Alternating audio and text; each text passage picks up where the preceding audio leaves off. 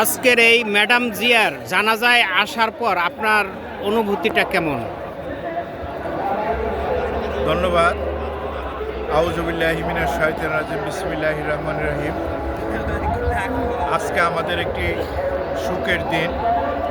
আমাদের গণতন্ত্রের মা, বাংলাদেশের তিনবারের সাবেক প্রধানমন্ত্রী, বিএনপির চেয়ারপারসন দেশনেত্রী বেগম খালেদা জিয়া ইন্তেকাল করেছেন। ইন্না লিল্লাহি ওয়া ইন্না ইলাইহি রাজিউন।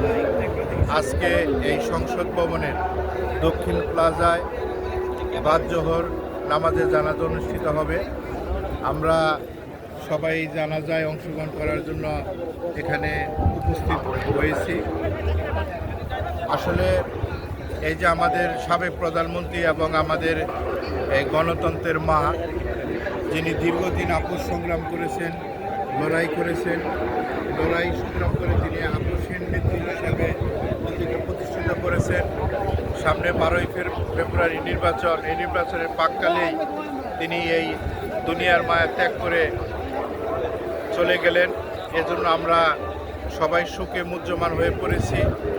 কারণ সামনে 12ই ফেব্রুয়ারি নির্বাচনে আমাদের আস্থা এবং বিশ্বাস আছে যে ইনশাআল্লাহ বাংলাদেশ জাতীয়তাবাদী দল সরকার গঠন করবে। তো আমাদের দুঃখ যে আমাদের নেত্রী সেই সরকার, জাতীয়তাবাদী দলের সরকার গঠন প্রক্রিয়া দেখে যেতে পারলেন না। আমরা মহান আল্লাহ তাআলার দরবারে প্রার্থনা করি আল্লাহ তাআলা যেন তাকে ব্যস্ত নসিব করেন এবং আমাদের বাংলাদেশ জাতীয়তাবাদী দল সরকার গঠন করে।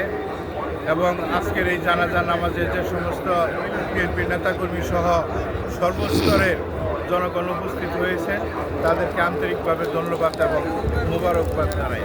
আসসালামু আলাইকুম।